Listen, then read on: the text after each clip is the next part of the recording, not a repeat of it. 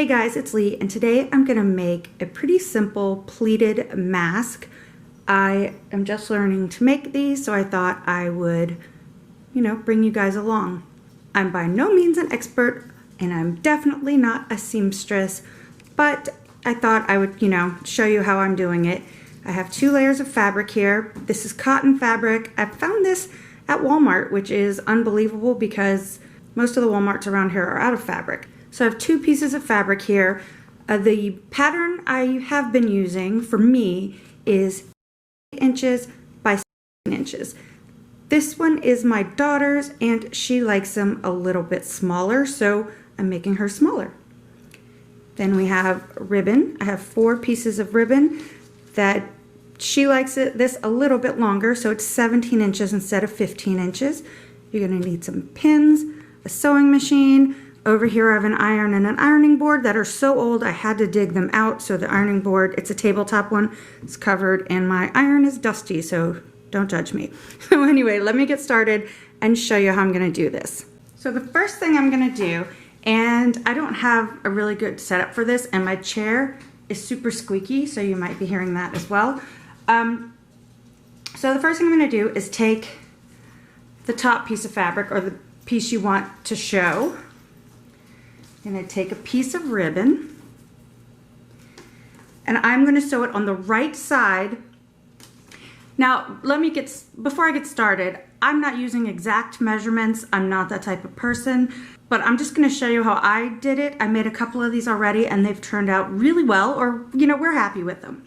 So your seam allowance is going to be 1/4 of an inch. So you want to make sure your ribbon is lower than that so it doesn't get caught. One of them I got it too close, so then when I turned the mask, the ribbon came out of the corner. It still works, but that's not what I was going for. So I'm gonna put it about, is that a little more than 1/2 inch, I would think. And then you're just gonna sew that down, make sure it's straight, and 1/4 of an inch seam allowance. Oops, it got away from me. Hold on. All right. And I'm gonna sew that. I just like to go back and forth a couple of times. Might not be necessary, but I don't want it to get away from me. I'm gonna trim my threads. And then I'm just gonna do the same thing all the way around, trying to get the ribbon as close to the same spot as possible. Again, you can measure.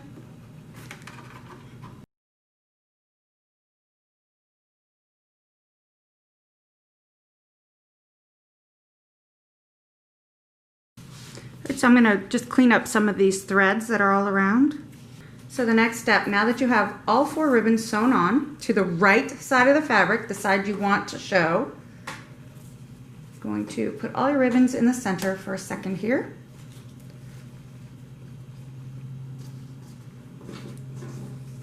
Take your back fabric and you can pin this.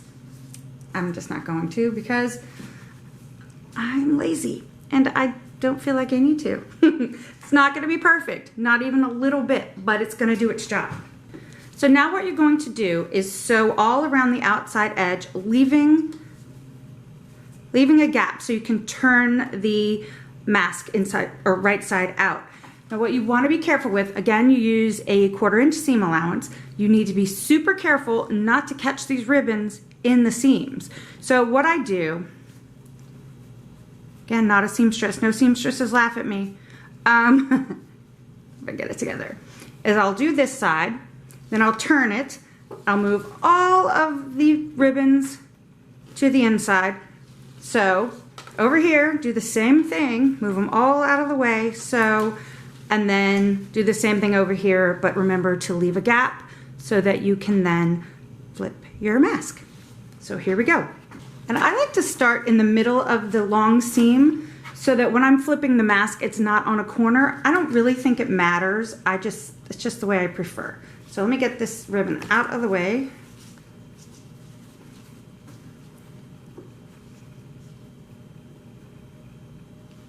Line it up. And when you start and stop your seams, Backspace a little and then keep on going.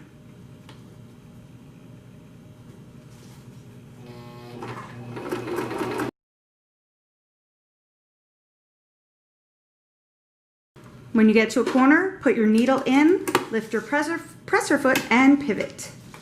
And then again, move all of your ribbons. I do have to say also, it's hard to sew at the angle I'm sitting so that I can have this camera. I'm like off to the side a bit, but it'll be fine.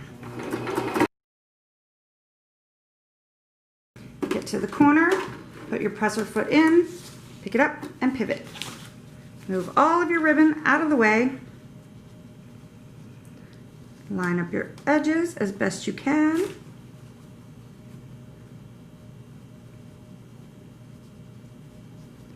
Or pin them if it makes you happy, and go.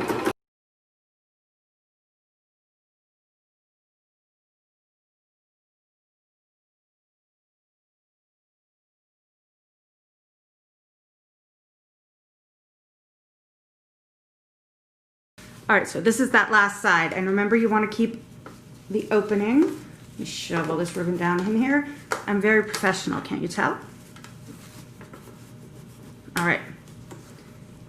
Line it up, and I'm gonna leave a couple of inches just so that I can turn it easily.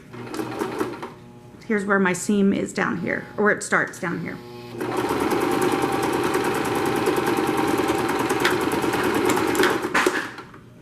And there you have it.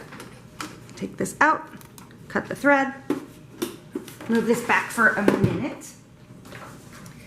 Then you are going to, these aren't the best scissors, I might have to go get my good ones if it doesn't work. You see where the thread is? You want to cut almost, oh these are working, almost to that seam. That's just to, so your corners look better and you don't have so much bulk in the corner.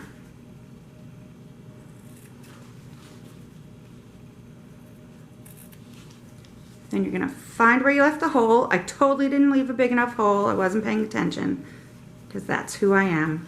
Anyway, you wanna turn it. And this will take a second. All right, so I finally got it and that was ridiculous. The time it took me. Oh look, I can show you right there. It wasn't quite over enough, but that's all right, it's fine. It will all be fine.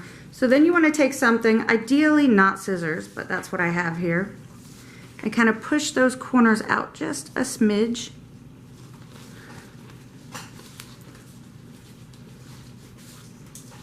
Like I said, oh no, it might be all right. It might be all right. Actually, it turned out just fine. Turned out fine.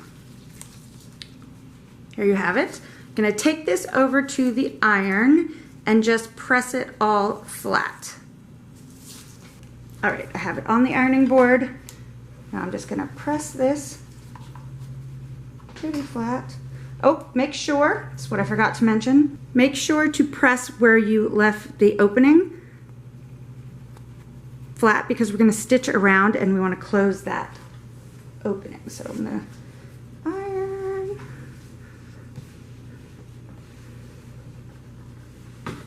Perfect. So the next step is to sew very close to the edge all the way around, and you want to make sure you catch the fabric in that opening you left.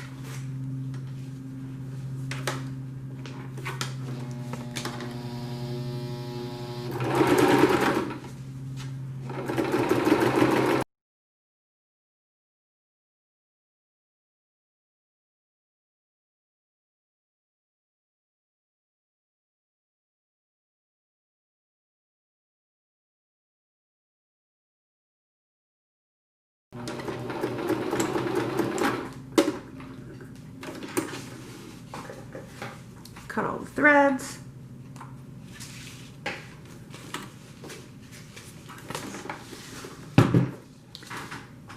All right, so I've sewn all the way around, and like I said, look at these stitches. They're horrible. You don't have to be good at sewing to make a mask. So the next step is to make the pleats. in your mask. So you just want to pick it up like this, fold it over, make sure it's kind of even, and pin. Hope you can see what I'm doing. All right, and then the same thing on this side. Just pin it in place. And then you're going to do it again up here and pin it in place.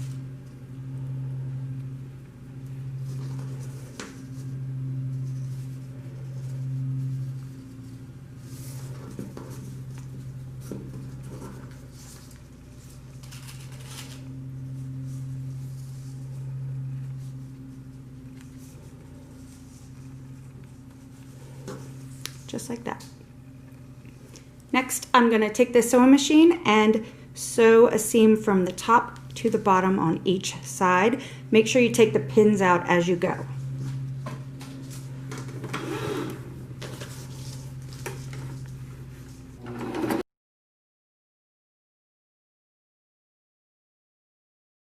So I flipped it around. I'm going to do the same thing on this side.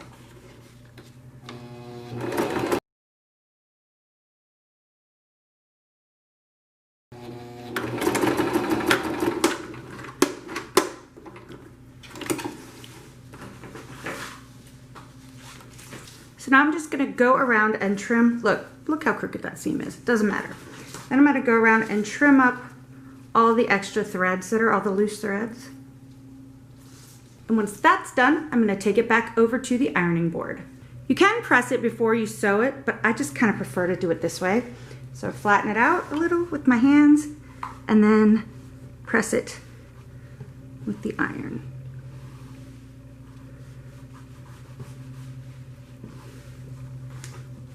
So after you've pressed it, the very last step is to take the ribbon. I've used grosgrain ribbon and just cut it at an angle to keep it from fraying.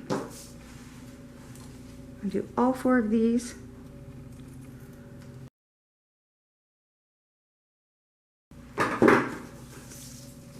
And that's it. You've done it. You've made your very own mask. It's super easy.